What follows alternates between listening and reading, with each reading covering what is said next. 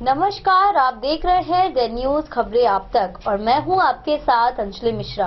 The news में आप सभी दर्शकों का स्वागत है। बुलेटिन की शुरुआत से पहले नजर डालते हैं आज के हेडलाइंस पर। झंझारपुर लोकसभा चुनाव को लेकर 8 प्रत्याशियों ने किया नामांकन। वहीं 19 अप्रैल शुक्रवार को नामांकन की रखी गई है अंतिम तारीख।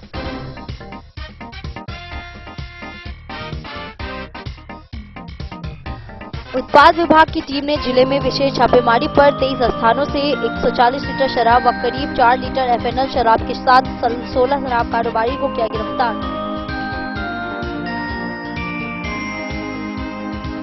बेनीपट्टी कार्यालय परिसर स्थित मेघदूतम सभागार में बीडीओ रवि रंजन की अध्यक्षता में लोकसभा चुनाव की तैयारी को लेकर हुई एक बैठक।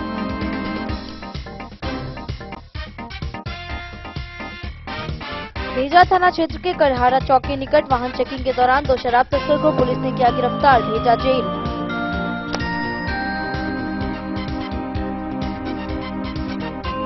बतौना के घनरेटा चौक पर एक पान दुकान में आग लग जाने से दुकान सहित दुकान में रखे लाखों रुपए के सामान जलकर राख, वहीं दुकानदार जख्मी।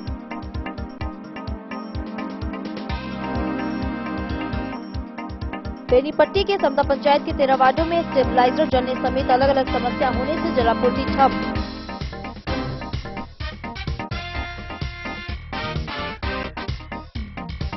झंझारपुर लोकसभा सीट से गुलाब यादव ने किया नामांकन पर्चा दाखिल।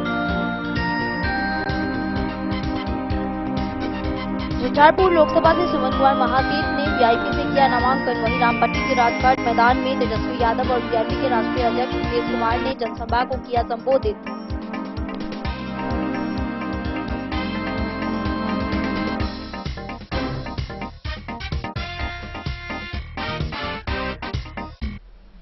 खबरें अब विस्तार से। झंझारपुर लोकसभा चुनाव को लेकर गुरुवार को 8 प्रत्याशियों ने नामांकन किया है।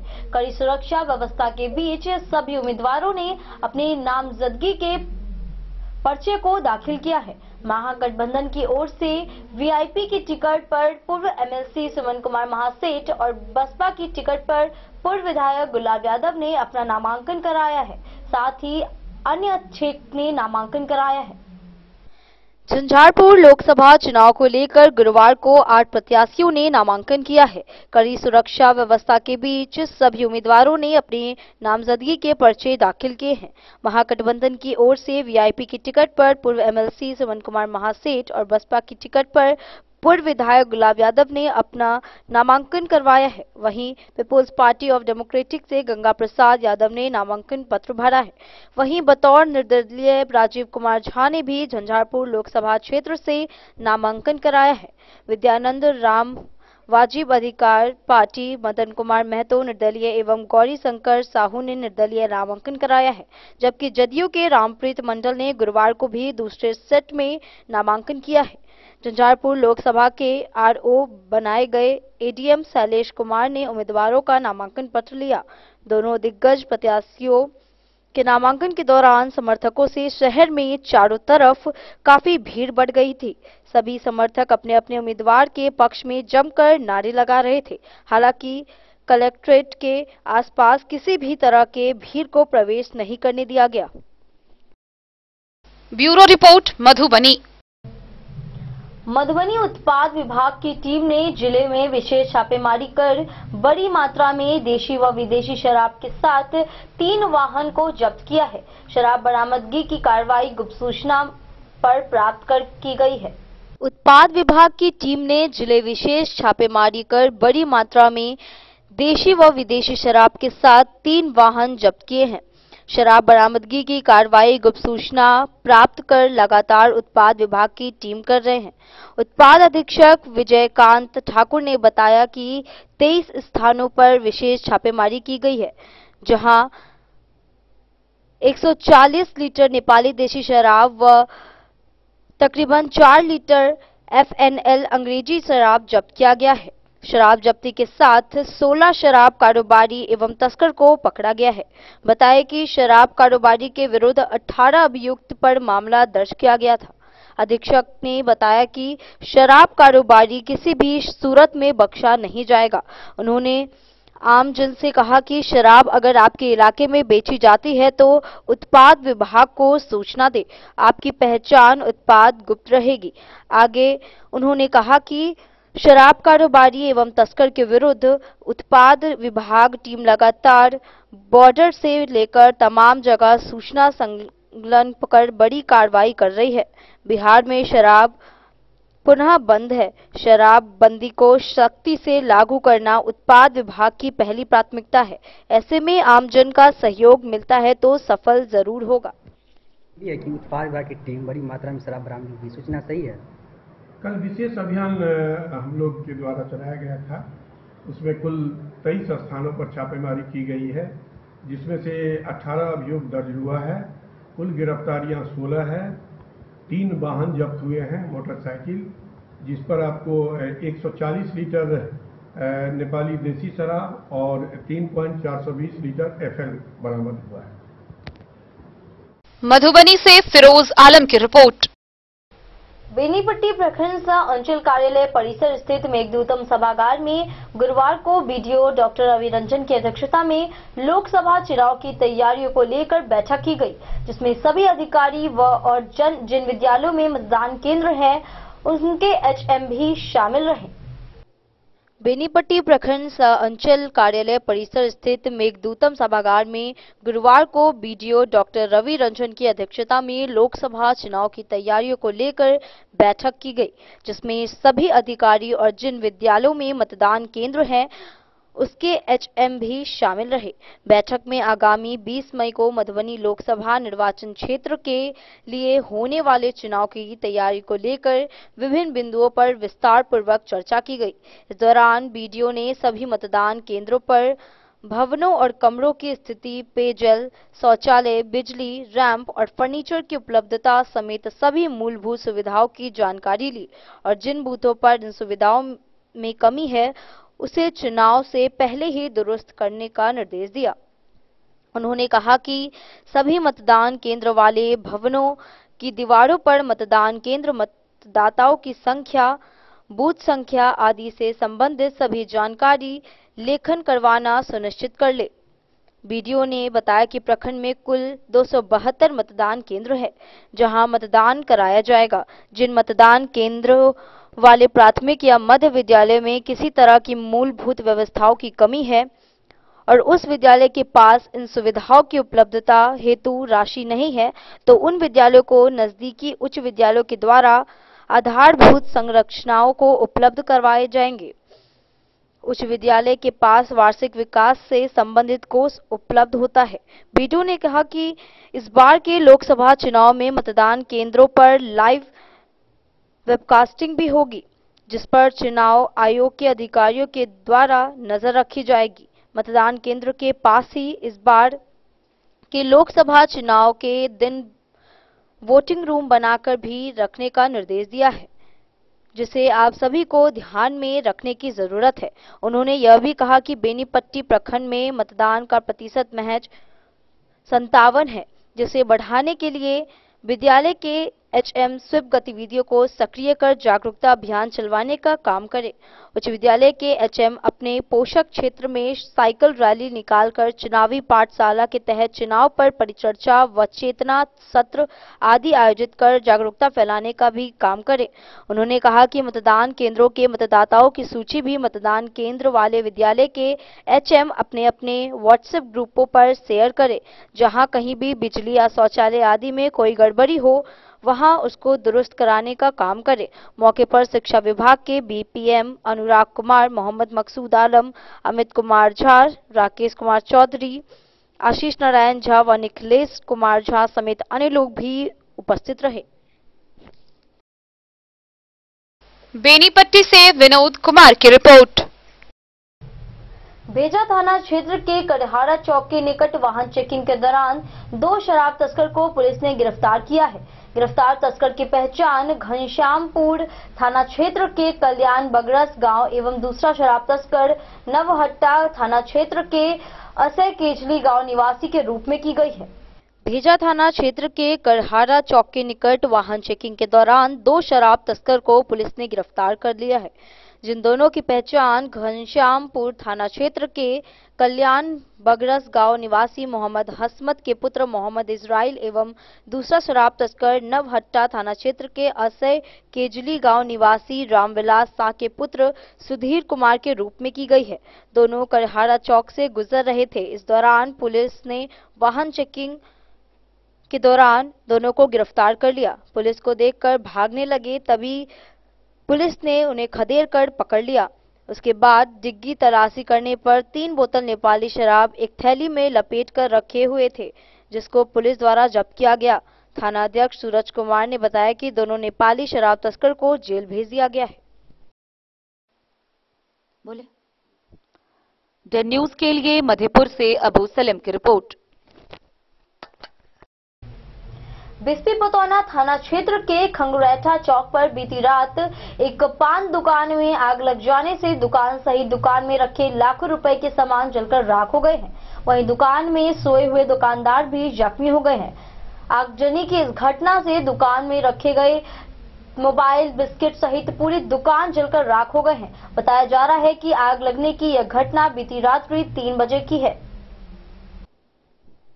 बिस्पी पतौना थाना क्षेत्र के खंगरैठा चौक पर बीती रात एक पान दुकान में आग लग जाने से दुकान सहित दुकान में रखे लाखों रुपए के सामान जलकर राख हो गए। वहीं दुकान में सोए हुए दुकानदार भी जख्मी हो गए। अगलगी की इस घटना से दुकान में रखे फ्रिज, मोबाइल, बिस्किट सहित पूरी दुकान जलकर राख हो गए। बताया जा रहा है कि आग लगने की यह घटना बीती रात्रि 3 बजे घटी। रात में पान दुकान बंद कर जब दुकानदार दुकान के अंदर सो गया, सुबह लगभग 3 बजे उसे आग लगने का महसूस हुआ। जब उठा तो देखा कि दुकान में चारों तरफ से भीषण आग लगी हुई है। वह किसी तरह दुकान से बाहर निकला, जिसमें वह जख्मी भी हो गया। दुकानदार सुमनजीत कुमार ने बताया कि अज्ञात अपराधियों के द्वारा पेट्रोल छिड़ककर दुकान में आग लगा दी गई है, जिसमें लगभग 5 लाख रुपए से अधिक का नुकसान हुआ है। घटना को लेकर पीड़ित के द्वारा पतौना थाना अध्यक्ष को अज्ञात अपराधियों के विरुद्ध एक आवेदन दी गई है। इस बाबत पतौना के थाना अध्यक्ष राजकिशोर ने बताया कि आवेदन मिली है, प्राथमिकी दर्ज करने की कार्रवाई की जा रही है।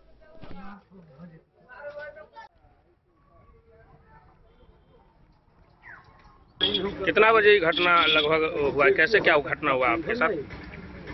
हमें लग रहा है 3 बजे के आसपास में। आप दुकान के अंदर सोए हुए थे? 3-3:30 के करीब में हो गया है। कितना बजे दुकान बंद किए थे? दुकान तो बंद किए थे हम 11 बजे करीब, 11:30 के आसपास में। शटर लॉक करके अंदर में माल सेक रहे थे हम। अच्छा। सेकने के बाद चले गए, सोने के लिए जगरना था, सो गए। जगरना के बाद फिर जो हमको जो आग जो लगा हुआ जो था ना, मोबाइल को 1.5 घंटा देखे। अच्छा। मोबाइल देखने के बाद अपने मोबाइल रह गया, वो चालू है, जिस हमको लग रहा था, नींद आ गया हमको जगरना। अच्छा। तो फिर बगल में जो धारा जो हमको लगा ना, फिर हमको समझ में आया कि क्या हो गया, आग लग गया हुआ है। इस वही चीज देखे तो फिर वहाँ से बाहर अपने किसी भी तरह से जान बचा कर कूदे उसमें से। सामने आग लगे हुए पूरा।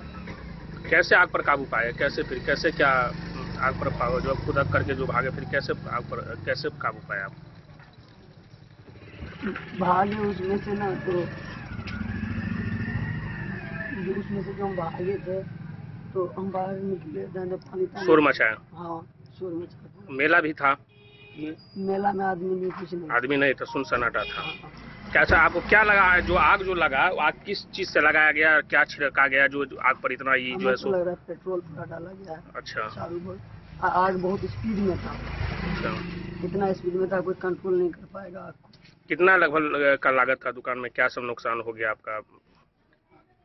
5 तक का तो हो गया। फ्रिज वगैरह भी था? फ्रिज, सारा चीज, जितना सामान है सारा तो नुकसान है हम दुकान। मोबाइल वगैरह भी जल गया? वो मेरा खोखा कटघरा सब भी था, मोबाइल भी जल गया, सब तो जल गया। नगद भी था क्या? हाँ, कैश भी था। लगभग कितना कैश नुकसान हो गया होगा? हमको लग रहा है 25,000 का कैश। हमारे टाइम हम सामान लाए थे कल के डेट में। बीच में किससे कुछ वो ये ऑटोमेटिक आपको पता चला कि जो आग का आपका ये महसूस हुआ, आप उठे तो देखे कि आग लगा हुआ था आपकी दुकान में, है ना? क्या नाम हो आपका? लक्ष्मणजीत कुमार यादव। घर चंद्रभानु। बिस्फी से सत्यनारायण यादव की रिपोर्ट। वक्त तो चला एक छोटे से ब्रेक का। मिलते हैं ब्रेक के बाद। अब बने रहिए हमारे साथ। लाल बाबू प्रसाद एंड सन्स, संकट चौक, बैंक ऑफ इंडिया के बगल में, मधुबनी। इस शादी सीजन सिर्फ हमारे साथ खरीदे और पाएं 100% एक्सचेंज वैल्यू। आप सोने चांदी या हीरे के आभूषणों की तलाश में हैं तो हमारे ज्वेलरी शॉप में मिलेंगे आपको हर तरह के आभूषण बेहद किफायती दामों पर। हर अवसर के लिए आभूषण आपके बजट में। लाल बाबू प्रसाद एंड सन्स, संकट चौक, बैंक ऑफ इंडिया के बगल में, मधुबनी। नए और शानदार स्टॉक के साथ अब हर रिश्ते को करे और भी सुंदर। लाल बाबू प्रसाद एंड सन्स, संकट चौक, बैंक ऑफ इंडिया के बगल में, मधुबनी। हमारे सभी गोल्ड ज्वेलरी शॉप पर HUID है मौजूद।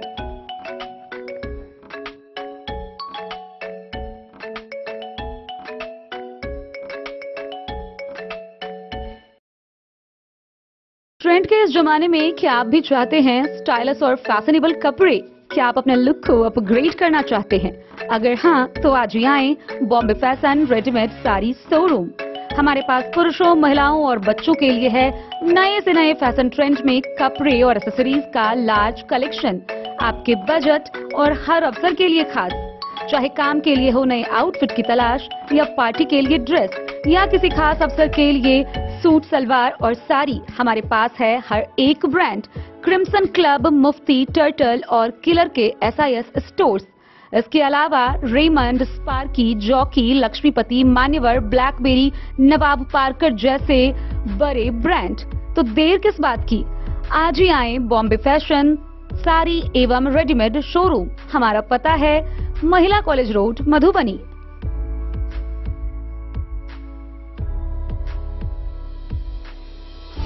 अगर है आपको सोने चांदी या हीरे के आभूषणों की तलाश तो आज ही आएं लाल बाबू ज्वेलर्स, महिला कॉलेज रोड, मधुबनी। मिथिलांचल में 100 वर्ष से अधिक की विरासत और आपकी सेवा में हर आभूषण पर हॉलमार्क उपलब्ध है। हर अवसर के लिए आभूषण, शादी हो, पार्टी हो, त्योहार हो, आपके बजट में और आपके डिजाइन के अनुसार। तो आज ही हमारी ज्वेलरी शॉप पर आएं और अपने प्रियजनों के लिए खरीदे खूबसूरत आभूषण।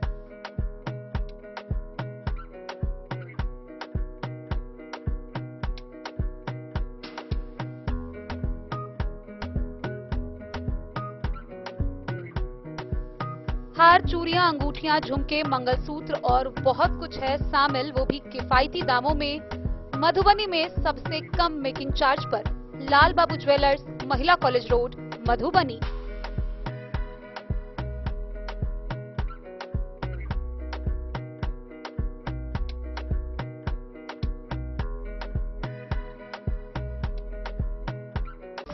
ज्वेलरी हाउस स्वर्णश्री, सोने की शुद्धता मापने वाला यंत्र कैरेटोमीटर यहाँ उपलब्ध है, क्योंकि सोने की शुद्धता और आपके विश्वास के साथ कोई समझौता नहीं। रत्न, सोना व चांदी के हर तरह के आभूषणों के लिए एक बार अवश्य आएं। लाइट वेट व बेहतरीन कारीगरी वाले गहनों का अनूठा संगम। आपका भरोसा ही है हमारी पूंजी। बिना किसी मिलावट व पूरी शुद्धता के साथ हॉलमार्क गहने आपको देना हमारा परम कर्तव्य। तो देर किस बात की, अपने मनपसंद गहनों की खरीदारी के लिए आज ही आए। पता याद रखें, ज्वेलरी हाउस स्वर्णश्री, बड़ा बाजार, मधुबनी। बेनीपट्टी प्रखंड के समदा पंचायत में मुख्यमंत्री के 7 निश्चय योजना में शामिल पेयजल आपूर्ति योजना की स्थिति बेहद ही निराशाजनक है। इस पंचायत के 13 वार्डों में किसी भी वार्ड में नल से जलापूर्ति नहीं हो पा रही है। बताया जा रहा है कि कई महीनों से पंचायत में नल से एक बूंद जल नहीं निकल पा रहा है। बेनीपट्टी प्रखंड के समदा पंचायत में मुख्यमंत्री के 7 निश्चय योजना में शामिल पेयजलापूर्ति योजना की स्थिति बेहद निराशाजनक दिख रही है। इस पंचायत के 13 वार्डों में से किसी भी वार्ड में नल से जलापूर्ति नहीं हो पा रही है। बताया जा रहा है कि कई महीनों से पंचायत में नल से एक बूंद जल नहीं निकल पा रहा है, जबकि तापमान बढ़ने के साथ गर्मी बढ़ने लगी है और अभी भीषण गर्मी का सामना करना बाकी ही है। ऐसे में जब भीषण गर्मी की स्थिति आएगी और जलस्तर में गिरावट आनी शुरू होगी तब पानी के लिए हाहाकार मचने की स्थिति से इनकार नहीं की जा सकती है। मिली जानकारी के अनुसार वार्ड 1 में महज करीब 150 घरों में ही कनेक्शन हुआ है, शेष घर बाकी है और जगह जगह पाइप क्षतिग्रस्त है, जिसके कारण जलापूर्ति बाधित है। वार्ड 2 में मोटर कनेक्शन में गड़बड़ी, वार्ड 3 में 2 वर्षों से मोटर कनेक्शन में गड़बड़ी और जगह जगह पाइप क्षतिग्रस्त होने के कारण जलापूर्ति ठप है। वार्ड 4 में मेन पाइप लाइन के क्षतिग्रस्त होने के कारण करीब 2 वर्षों से जलापूर्ति ठप है, तो वार्ड 5 में मोटर खराब हो जाने और नया मोटर नहीं लगने के कारण जलापूर्ति ठप है। वहीं वार्ड 6 और 7 में जगह जगह पाइप क्षतिग्रस्त होने की समस्या बरकरार है। वार्ड 8 में टंकी के पास बिजली का पोल नहीं रहने के कारण बिजली आपूर्ति नहीं हो पा रही है, जिसके कारण जलापूर्ति नहीं हो रही है। वार्ड 9 में करीब बीते 9 माह पहले जलमीनार की टंकी आधी में उड़ चुकी है। दूसरी टंकी नहीं लगाने और पाइप क्षतिग्रस्त होने के कारण जलापूर्ति बाधित है। और वार्ड 10 में 2 जगहों पर जलमीनार बना है, जिसमें से एक में मोटर और स्टेबलाइजर जला हुआ है, दूसरे में स्टेबलाइजर ही नहीं लगा हुआ है और पाइप भी क्षतिग्रस्त है। वहीं वार्ड 11 में कनेक्शन हो चुका है, लेकिन जगह जगह पाइप क्षतिग्रस्त है, मोटर में भी कनेक्शन नहीं है, जिसके कारण जलापूर्ति ठप है। वार्ड 11 के वार्ड सदस्य को पुराने वार्ड सदस्य द्वारा अब तक प्रभार भी नहीं दिया गया है। वहीं वार्ड 12 में कनेक्शन और पाइप क्षतिग्रस्त होने और वार्ड 13 में स्टेबलाइजर एवं मोटर खराब है, बिजली कनेक्शन बाधित होने और विभिन्न जगहों पर पाइप क्षतिग्रस्त होने के कारण जलापूर्ति नहीं हो पा रही है। कमोबेश यही स्थिति अन्य पंचायतों की भी देखी जा रही है। लिहाजा इन दिनों नल जल योजना की स्थिति यह बन गई है कि कहीं नल की टोटी टूटी पड़ी है तो कहीं यह टोटी और पाइप मवेशी बांधने के काम आ रही है। किसी जलमीनार घर में दुकान चलाने का काम हो रहा है तो कोई आवास या दालान के काम में इस्तेमाल हो रहा है। किसी जलमीनार पर टंकी नहीं है तो किसी टंकी से यूं ही सड़क पर पानी बहाकर बर्बाद होता हुआ लावारिस जैसे प्रतीत होता है। इस बाबत पीएचडी के कनीय अभियंता प्रकाश चंद्र प्रभाकर ने बताया कि पहले फेज में 8 पंचायतों के लिए सामान्य गड़बड़ी के मरम्मतीकरण हेतु टेंडर हुआ था और मरम्मती भी कराई गई थी। बड़े पैमाने पर हुई गड़बड़ी दूर कराने हेतु पुनः टेंडर होना है। इस बीच लोकसभा चुनाव आ गया है, जिसको लेकर थोड़ी बहुत तकनीकी समस्या आ रही है, लेकिन संभावित गर्मी को देखते हुए विभाग सभी नल जल को सुचारू कराने को लेकर गंभीर है और जल्द ही सुचारू कराने का प्रयास किया जाएगा। कब तक घर है? 13 वार्ड में समदा। अच्छा, की नाम है? भुवन राय। अहाँ के घर में पानी आबै या नल जल के? नहीं, कहिया से नहीं आबै? कहियो जहिया से जो कल कहियो जहिया से खुट्टा गाड़ि देलकै धाइले हुआ। एक बेर कहबो करिए वार्ड के जो मारे पानियो तानि नहीं आबै किछो, तो जब माने मीटर जोड़बह काल में के देत रुपया की गलत कही तो सुनी छथिन सरकार।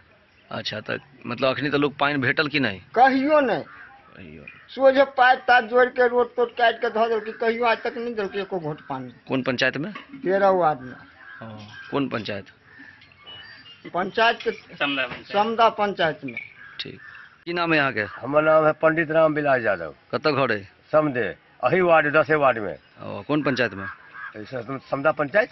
अच्छा, तो पानी के हम अहाँ से पूछ रहा छी, नल जल जे टंकी के पाछा अहाँ ठाड़ छी, टंकी में पानी चले है? पहले चल अखनो चल सके, लेकिन बंद कर देलकै।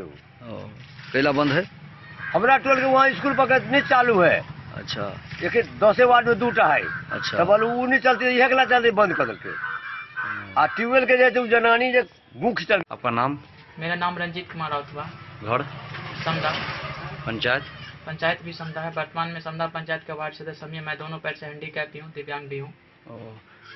अच्छा, कौन प्रखंड है? बेनीपट्टी प्रखंड है। आपके इसमें वार्ड में नल जल में पानी क्यों नहीं मिल रहा है? कभी नहीं मिला है, सारा कुछ जब से हम जीतने से पहले भी नहीं चलता था।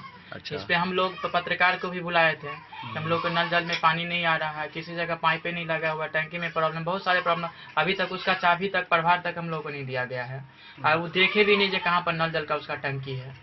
तो पानी मतलब जनता को आप नहीं दे पा रहे हैं? बिल्कुल नहीं मिल पा रहा है, अभी नहीं, वर्तमान से नहीं, हमको जीतने से पहले से भी नहीं मिल रहा है।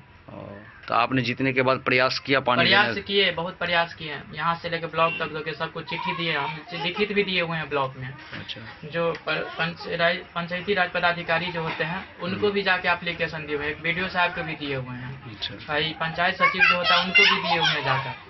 वो सब आके निरीक्षण किया तो यहाँ गलत पाया गया। हमको बोल रहा था प्रभार ले लीजिए, हम कहलिए प्रभार कैसे ले लेंगे, अभी नल जल चलिए नहीं रहा है, तो वो तो हम फंसेंगे। और सारा नुकसान तो पुराने वाले वार्ड सदस्य किया हुआ है, तो उसका भरपाई हम कहाँ से कर पाएंगे। इसी के माध्यम से मतलब हम प्रभार नहीं ले लिए, हमको न दिया ना हम लिए। हम कहें उनको चालू करके दीजिए तो हम लेंगे, तो पूरा ओके करके दीजिएगा तब लेंगे।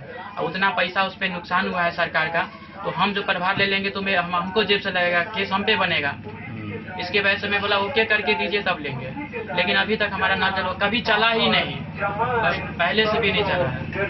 तो आपको प्रखंड से जब जहाँ जहाँ आपने आवेदन दिया था उससे क्या आपको आश्वासन मिला? कुछ आश्वासन नहीं मिला। बोला ठीक है जाके जांच करेंगे। आके जांच किया, हमारे सामने में देखा तो वहाँ पर पूछ रहा था चल रहा था। हम बोले कैसे चल रहा है, मेरे साथ चलिए, हम जनता को लाते हैं। जब जनता बोल देगा मैं नल जल का पानी पीता तो हमको सजा दीजिएगा। हम इतना बात बोले हुए। क्या नंबर वार्ड बताए हैं? 11 नंबर वार्ड है, समदा पंचायत। जी जी। ठीक। बिल्कुल नहीं चला है। अच्छा। हम सब से मिलकर एप्लीकेशन भी देकर थक गए, कोई सुनवाई नहीं किया। ठीक। और हम जानते भी उनको अच्छी तरह, पंचायत सचिव को भी जानते हैं। इससे पहले दीप कुमार दीपक थे, वर्तमान में जब हम जीते ना तो वो भी था, तो बहुत प्रयास किया तो वहाँ पर पाया गया गलत। मेरे घर के सामने भी कोई कनेक्शन नहीं है, देखिए यहाँ पर भी नल जल का कोई अता पता नहीं है, यानी कनेक्शन तक भी नहीं हुआ है। कनेक्शन सब खराब है, सब दब गया, मिट्टी में मिल गया हुआ है। किसी को 11 नंबर वार्ड में कहीं नहीं चल रहा है, कभी नहीं चला। जब से ये बिंदेश्वर मंडल मुखिया जी थे उस समय से भी नहीं चला कभी। अब डर के मारे कोई बोलता नहीं है, कोई आता है तो पब्लिक मूर्ख है, उसको बोलता है तो डरा धमका देता है, तो डर के मारे कुछ बोल नहीं पाता है वो। लेकिन हम तो कहते कोई आदमी ऐसा है, शख्स है जो हमसे आके बात करे, हमसे पूछे, हम प्रश्न का जवाब देंगे पूरा। मैं प्रभार नहीं लेने का कारण है, हमको ये डाटा प्लेटर भी मुझे बोल रहा था लेने के लिए, प्रभार वाला पेपर पर सिग्नेचर करने के लिए। मैं बोला आप ओके करके हमको दीजिए, चालू करके दीजिए, इसके बाद हम लेंगे। बिना चालू किए हुए उसका हम कोई रिस्पॉन्स नहीं उठा सकते। आज यदि मैं ले लूँगा तो सजा मुझे काटना पड़ेगा। नुकसान आप किए हैं, पूर्ण वार्ड सदस्य किया हुआ, हम भरपाई कहाँ से करेंगे? आपकी मांग क्या है? मेरा मांग यही, जब पूरा ओके करके देगा, चालू रहेगा, तब इसके बाद उस पर हम काम करेंगे। कि वर्तमान में हम पब्लिक ने मुझे जिताया है, वार्ड सदस्य बनाया है, तो मेरा इच्छा है कि पूरा ओके रहेगा तो हम पब्लिक का सपोर्ट करेंगे, नल जल का पानी पिलाएंगे। ऐसे तो मैं नहीं पिला सकता, हमारे पास भगवान इतना शक्ति है, तो पैर से मैं दिव्यांग हूँ, और उसमें हम जाएंगे फंस जाएंगे तो झूठा क्लेम मेरे ऊपर लग जाएगा। चालू करके देगा तो हम जनता की सेवा करेंगे, इसमें कहीं दिक्कत नहीं है। धन्यवाद। बेनीपट्टी से विनोद कुमार की रिपोर्ट। मधवापुर, हरलाखी और बेनीपट्टी समेत कुल 3 प्रखंड के 15 पंचायतों में मधवापुर पावर सबस्टेशन से मिलने वाली बिजली की सेवा 19 अप्रैल शुक्रवार को बाधित रहेगी। यह जानकारी बेनीपट्टी सहायक विद्युत अभियंता मधवापुर जेई सुनील कुमार ने दी है। मधवापुर, हरलाखी और बेनीपट्टी समेत कुल 3 प्रखंड की 15 पंचायतों में मधवापुर पावर सब स्टेशन से मिलने वाली बिजली की सेवा 19 अप्रैल शुक्रवार को बाधित रहेगी। यह जानकारी बेनीपट्टी सहायक विद्युत अभियंता मधवापुर जेई सुनील कुमार ने दी है। उन्होंने बताया कि पावर सब स्टेशन में 5 MVA का ट्रांसफार्मर बदलकर 10 MVA का ट्रांसफार्मर लगाने के दौरान लोगों को बिजली नहीं मिल पाएगी। दिन के 10 बजे से 4 बजे के करीब तक उपभोक्ताओं को यह असुविधा मिलने की जानकारी उन्होंने दी है। विद्युत अभियंता ने कहा कि बढ़े हुए पावर वाले ट्रांसफार्मर लगाने के बाद लोगों को रोटेशन में बिजली मिलने की समस्या दूर हो जाएगी। उन्होंने कहा कि मधवापुर की 12, हरलाखी की 2 और बेनीपट्टी की 1 पंचायत के लोग इस समस्या से तत्काल प्रभावित होंगे। जी, आप बता रहे थे अभी कि कल 19 तारीख को मधवापुर के विभिन्न उपभोक्ताओं को बिजली की सुविधा नहीं मिल पाएगी। क्या है ऐसी परिस्थिति, बताएं। विद्युत शक्ति उपकेंद्र साहर घाट में पहले से 5 MVA लगा हुआ था, जो कि हम लोग बढ़ते लोड के कारण गर्मी में जब डिमांड बढ़ जाता था, एक साथ फीडर को चलाने में असमर्थ होते थे, जिसके कारण 5 MVA से 10 MVA में आर्गुमेंटेशन किया जा रहा है, जिसके कारण बिजली बंद रखेंगे। इसके लिए उपभोक्ताओं को असुविधा होगी उसके लिए मैं खेद चाहता हूँ, क्योंकि जब 10 MVA हो जाएगी तो बहुत जगह मेरा वोल्टेज जो समस्या आता था वो मेंटेन हो जाएगा और एक कितनों भी लोड रहने पर भी हम एक साथ सभी फीडर को चला पाएंगे। मैं कनीय विद्युत अभियंता सुनील कुमार, सहायक विद्युत अभियंता बेनीपट्टी। अच्छा, ये बताएं सर कि मधवापुर में कुल 13 पंचायत है, तो क्या सभी पंचायत में यह समस्या होगी या कहीं दूसरे जगह से भी बिजली मिलती है? मधवापुर के सुजातपुर और पिरोखर जो चोरौत पावर हाउस से बिजली आती है वो आपूर्ति चालू रहेगी। शेष 12 पंचायतों में बाधित। हरलाखी के 2 गांव हैं, एक सोनय और एक गंगौर, जहां बाधित रहेगी। और मेरा एक बेनीपट्टी ब्लॉक का सलाहा पड़ता है, उसका कुछ पार्ट पड़ता है जो।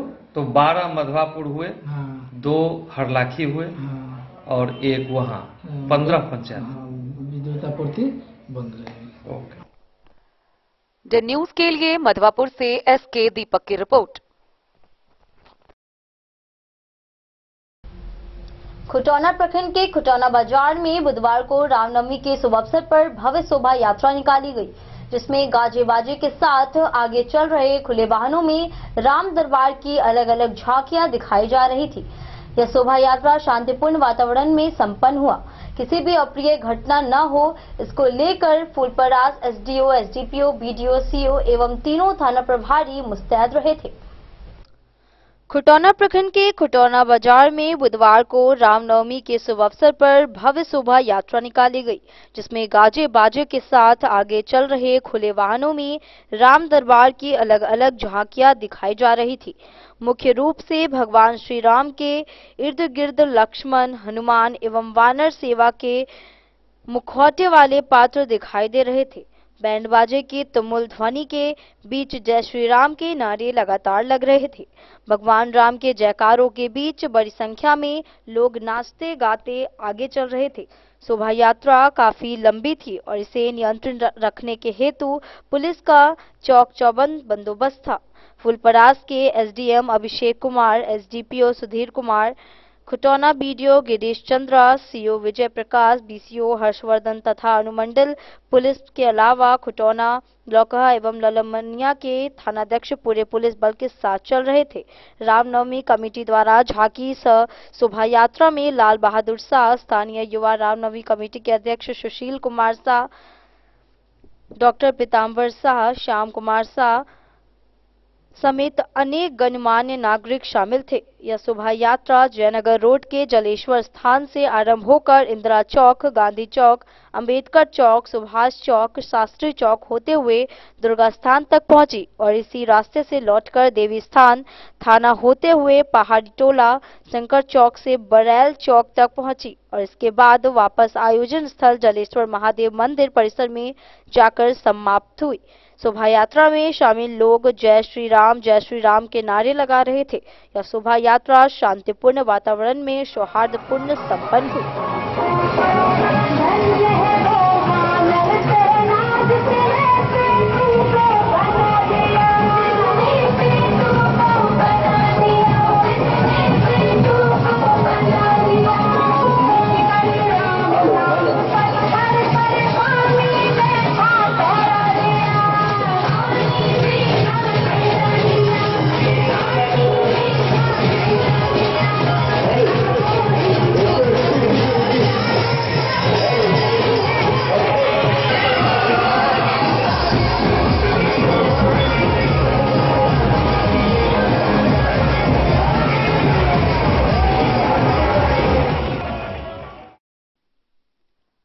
डन न्यूज के लिए राशिद रजा की रिपोर्ट। जयनगर राउरकेला रांची से जयनगर के बीच चलने वाली ट्रेन नंबर 18105 में रेल यात्री का सामान छूटने पर रेल अधिकारियों ने रेल यात्रियों के सामान को उन्हें सौंप दिया है। क्या है पूरा मामला, ये देखते हैं। राउरकेला रांची से जयनगर के बीच चलने वाली ट्रेन नंबर 18105 में रेल यात्री सामान छूटने पर रेल अधिकारी ने रेल यात्रियों के सामान को सौंपा। रांची निवासी Kalyani Jha train number 18105 Rourkela Ranchi express के A1 में बर्थ संख्या 28 एवं 30 से रांची से यात्रा कर मधुबनी आ रही थी। बुधवार की सुबह मधुबनी रेलवे स्टेशन पर उतरने के क्रम में उक्त रेल यात्री का लेडी पर्स छूट गया था, जिसकी सूचना मधुबनी स्टेशन के प्रशिक्षु टिकट जांच कर्मी ने मोबाइल पर जयनगर रेलवे स्टेशन पर मुख्य टिकट निरीक्षक मोबाइल न्यान प्रभारी अर्जुन कुमार राय को दी गई। प्रभारी ने तत्परता दिखाते हुए ट्रेन में कार्यरत टीटी से संपर्क कर रेल यात्री के छूटे हुए पर्स को सही सलामत ढूंढ लिया और उक्त रेल यात्री के सुपुर्द कर दिया गया। रेल यात्री रेलवे अधिकारियों का अभाव जताते हुए कहा कि उक्त छूटे लेडी पर्स में उनके पुत्री के विवाह के लिए करीब 5 लाख रुपए के जेवरात और नगद समेत कीमती मोबाइल फोन थे। रेल यात्री कल्याणी झा ने के छूटे सामान के मिलने पर चेहरे पर मुस्कान झलक रही थी और सभी रेलवे अधिकारियों और कर्मियों को सम्मान के साथ बधाई दी गई। उन्होंने रेल प्रशासन की तत्परता को लेकर कहा कि आज भी लोगों के अंदर ईमानदारी मौजूद है, जिस कारण मेरा छूटा सामान को सुरक्षित मुझे वापस सौंपा गया है। डेन न्यूज के लिए जयनगर से मोहम्मद अली की रिपोर्ट। वक्त तो चला एक छोटे से ब्रेक का, मिलते हैं ब्रेक के बाद। आप बने रहिए हमारे साथ। होटल गोकुल राज।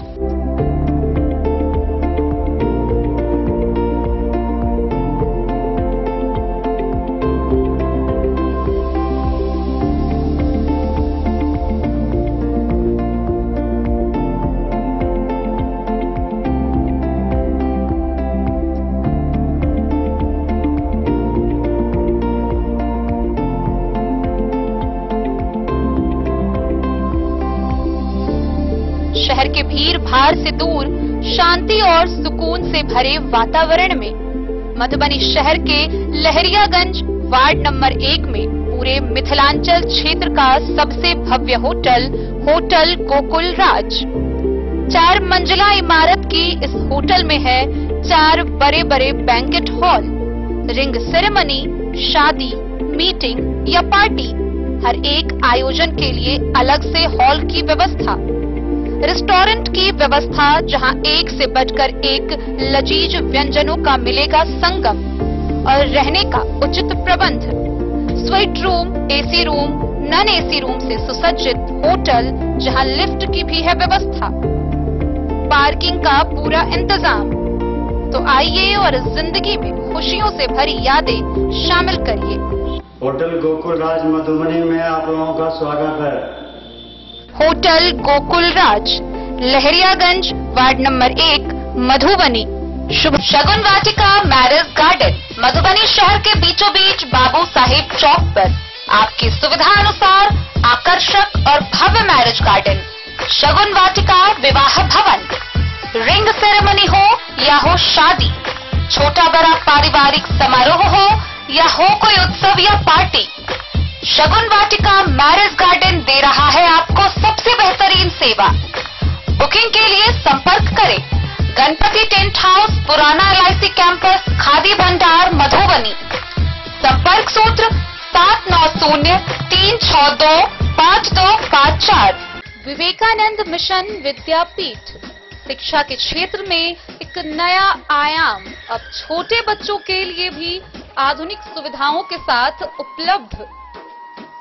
विवेकानंद मिशन विद्यापीठ जूनियर, जहां क्लास प्री नर्सरी से 5th स्टैंडर्ड तक के बच्चों का एडमिशन प्रारंभ है। अगर आप भी चाहते हैं अपने बच्चों का शिक्षा के क्षेत्र में बेहतर विकास, तो विवेकानंद मिशन विद्यापीठ जूनियर है आपके लिए तैयार। 2.5 से 10 वर्षों के बच्चों के लिए आपको मिलेगा आधुनिक सुविधाओं के साथ एक बेहतर शिक्षा का माहौल। CBSE बेस्ड करिकुलम सिलेबस के साथ साथ स्टूडेंट्स होंगे art and craft, game and sports और कल्चरल एक्टिविटीज में अव्वल। इंग्लिश मीडियम के माहौल के बीच स्टूडेंट्स बनेंगे स्मार्ट, जहां किताबी ज्ञान के साथ साथ हर क्षेत्र में स्टूडेंट्स होंगे अवेयर। हॉबीज और इंटरेस्ट को मिलेगी प्राथमिकता। तो आइए और अपने बच्चों के बेहतर भविष्य के लिए आज ही नामांकन करवाइए। Vivekananda mission Vidyapeeth junior. हमारा पता है तिरहुत कॉलोनी, नगर परिषद, main road, ward number 21, Madhubani.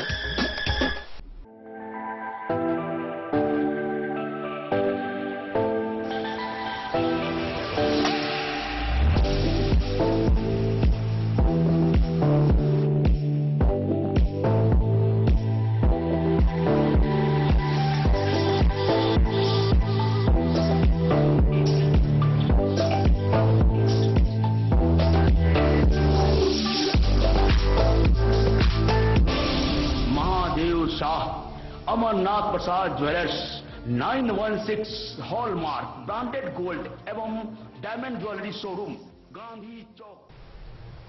Jaynagar अनुमंडल मुख्यालय के बेला गांव के श्री राम जानकी मंदिर के समीप जीवनदीप अस्पताल भवन पुनर्निर्माण को लेकर गुरुवार को भूमि पूजन किया गया। यजमान प्रमोद कुमार चौधरी एवं किशोर कला मंदिर के अस्पताल भवन निर्माण समिति के 5 सदस्यीय सदस्य दिमल मस्करा, अरुण जैन समेत अन्य की उपस्थिति में वैदिक मंत्रोच्चारण के साथ भूमि पूजन किया गया। जयनगर अनुमंडल मुख्यालय के बेला गांव के श्री राम जानकी मंदिर के समीप जीवनदीप अस्पताल भवन पुनर्निर्माण को लेकर गुरुवार को भूमि पूजन किया गया। यजमान प्रमोद कुमार चौधरी एवं किशोर कला मंदिर के अस्पताल भवन निर्माण समिति के 5 सदस्यीय सदस्य विमल मस्करा, अरुण जैन, सुमन शर्मा, राजेश चंद्र सिंह एवं जयंत राउत की उपस्थिति में वैदिक मंत्रोच्चारण के साथ भूमि पूजन किया गया। कार्यक्रम में गिरधर सराफ, किशोर कला मंदिर के अध्यक्ष डॉक्टर मनोहर जायसवाल, अजय सिंह, राजेश मंडल समेत कई लोग मौजूद रहे। परियोजना सचिव ने बताया कि कमला नदी पर बैराज निर्माण को लेकर जमीन अधिग्रहण किए जाने के कारण जीवनदीप अस्पताल जमीन का भी अधिग्रहण किया गया है, जिस कारण वर्षों पूर्व चौधरी परिवार द्वारा किशोर कला मंदिर दान किए भूमि पर जीवनदीप अस्पताल भवन का पुनर्निर्माण किया जाएगा। इसको लेकर आज विधि विधान के साथ भूमि पूजन किया गया है। उन्होंने बताया कि जीवनदीप अस्पताल बहुमंजिला इमारत बनेगा, करीब 1 साल में बनकर तैयार हो जाएगा। भूमि पूजन के बाद भंडारा का आयोजन भी किया गया। डे न्यूज के लिए जयनगर से मोहम्मद अली की रिपोर्ट। झंझारपुर लोकसभा सीट पर सियासी जंग दिलचस्प हो गई है। यहां अब तक एनडीए और महागठबंधन के बीच मुकाबला था, लेकिन अब पूर्व विधायक गुलाब यादव ने चुनावी मैदान में उतरने का फैसला कर लिया है। गुलाब यादव को बहुजन समाज पार्टी ने टिकट दिया है और दिनांक 18 अप्रैल को नामांकन किए हैं। झंझारपुर लोकसभा सीट पर सियासी जंग दिलचस्प हो गई है। यहां अब तक एनडीए और महागठबंधन के बीच मुकाबला था, लेकिन अब पूर्व विधायक गुलाब यादव ने चुनावी मैदान में उतरने का फैसला कर लिया है।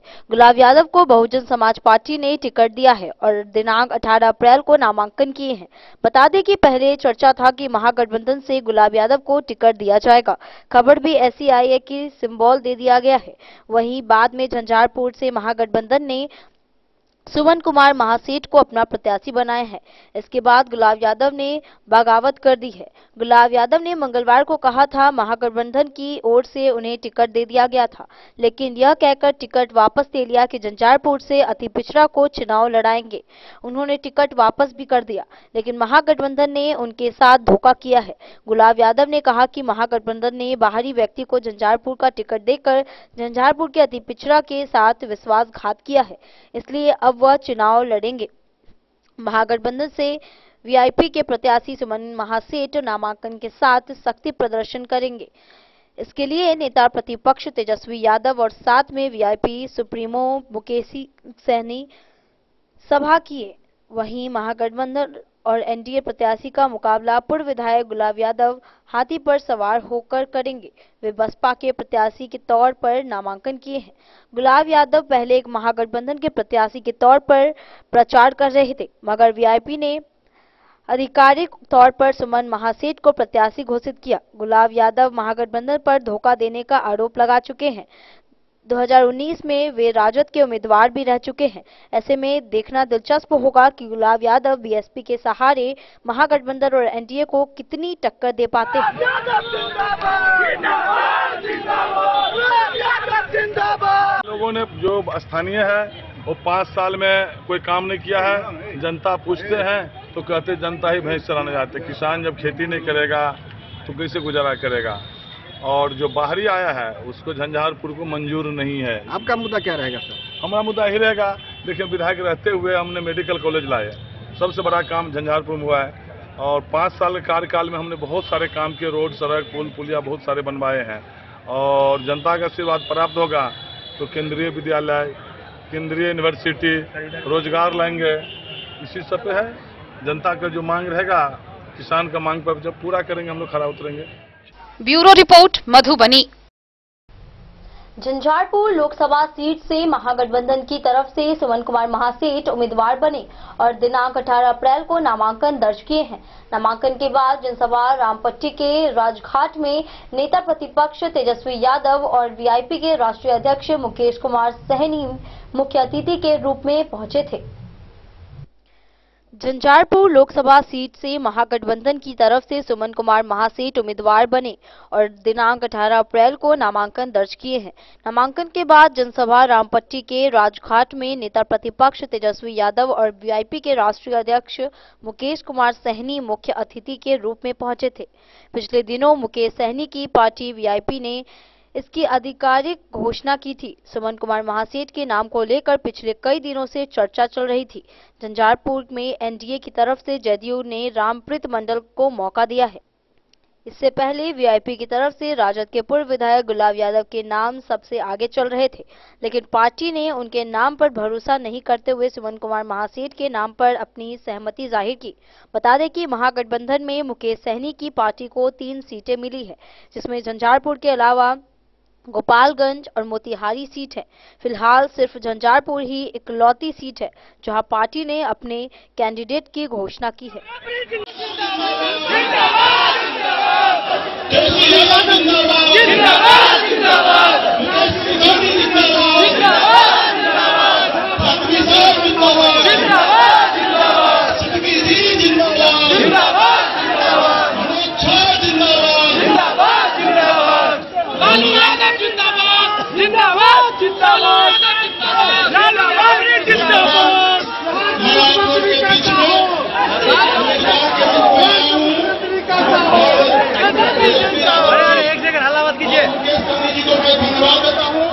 आपने मेरे जैसे एक समान से कार्यकर्ता को झंझारपुर जैसे क्षेत्र से आपने उम्मीदवार बनाया है। और साथ ही साथ आपने जो एक 17 साल में जो करके दिखाया है, 17 महीना में जो पूर्व की सरकार लगातार 17 साल 18 साल में कुछ भी नहीं कर करके केवल उलटने का काम किया है पलटूराम ने। और जिस जनता का अपमान किया है, निश्चित रूप से मैं आप लोग को विश्वास दिलाना चाहता हूँ कि जिस प्रकार से आपने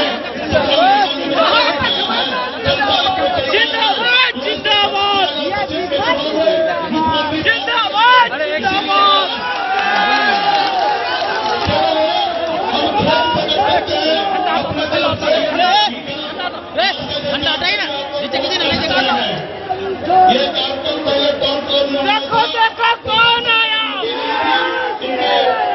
देखो कौन आया।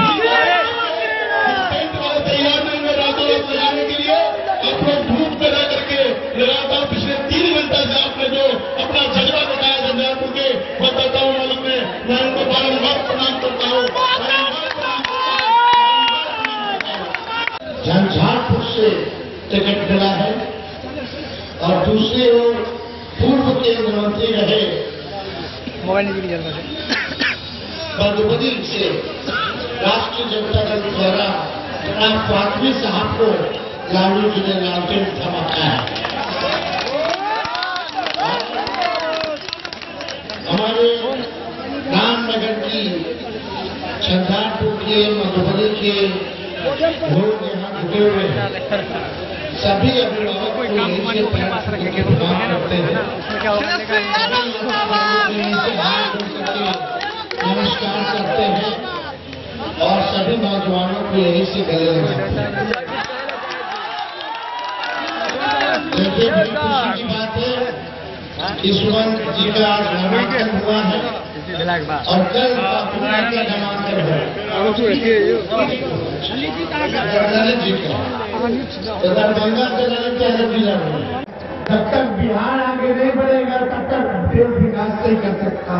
कोई अगर कह रहा है कि देश विकास कर रहा तो गलत है, क्योंकि आपका जब बिहार ही नहीं आगे बढ़ रहा तो देश कैसे आगे बढ़ सकता है, ये समझने की जरूरत है।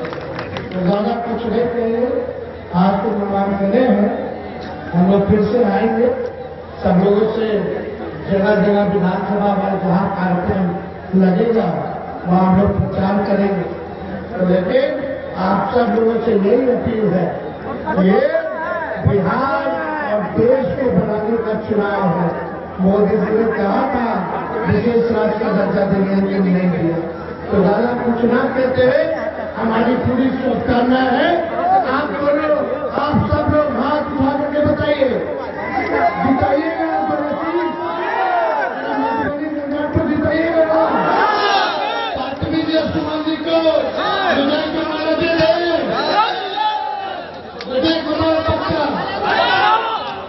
कर दिया कैबिनेट में मुख्यमंत्री लेके नहीं जा रहे।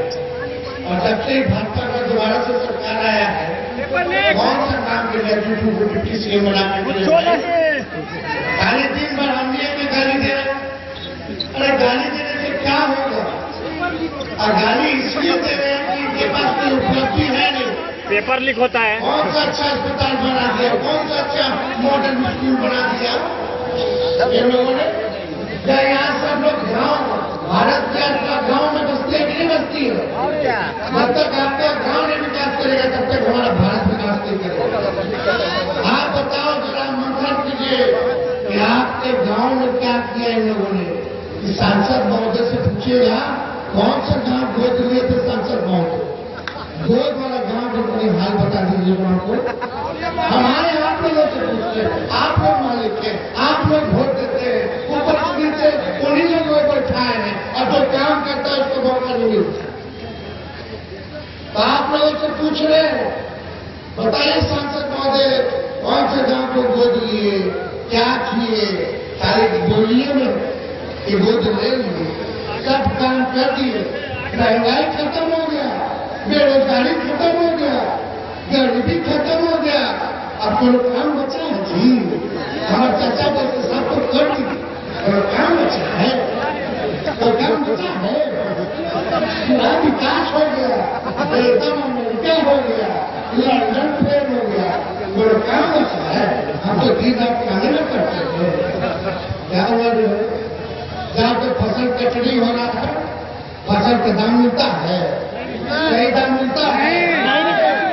मोदी कह रहे थे किसानों का आय दुगना कर देंगे 22 मेरे भाई, क्या हुआ? क्यों नहीं आय दुगना हुआ?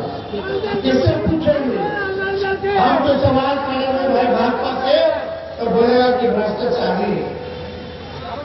हालांकि जब मेरा मुझ में तो तब तक केस किए हुए क्या हम पे क्या बोले? हम लोग तो से भी हम लोग जीते हैं, लेकिन क्या की पटकी नहीं करा। वो मेरी लड़ाई है, हम जीतेंगे, लेकिन जनता की लड़ाई हम लड़ते आए हैं और जनता के मुद्दे हम सरकार से पूछ रहे हैं, आपका हिस्सा कहाँ कर रहे हैं? हम लोग करते नहीं। तो आप बताइए कि भाई काम करने वाले बिना वोट मिलेगा? लोग हम जान रहे हैं, मधुबनी का हो, झंझारपुर का हो, लोग कह रहा कि निमन कैंडिडेट नहीं है भाजपा का, जदयू के निमन कैंडिडेट नहीं है, कोई काम नहीं किया, मुंह तक नहीं दिखाया। कुछ भाजपा के वोटर बोलते छोड़ो अच्छा कैंडिडेट नहीं है तो ऊपर देख के वोट देना। मोदी जी गरीब के नीचे दबते हैं, तो गरीब को देखेगा उसको ना वोट देगा। मोदी जी हमें झंझारपुर में, हम आपके पंचायत में आपका दरखास्त ले ले, एमपी में जाएगा, विधायक में जाएगा भाई, ये जाएगा। जब बेकार आदमी को चुनिएगा तो सजा खाइएगा, यही है। इसलिए ये राजनीति से आने वाला समय में ये अपने आप में आजादी की चुनाव है। दूसरे साथियों, हम लोग हमारा जो कर्तव्य है वो हम निभा रहे हैं। सत्ता पर जो होते हैं वो अपने हिसाब से काम करते हैं। विपक्ष का जो काम होता है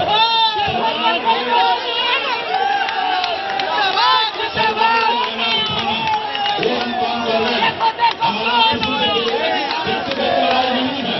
हमारे मोदी जी से कोई लड़ाई नहीं है। मोदी जी के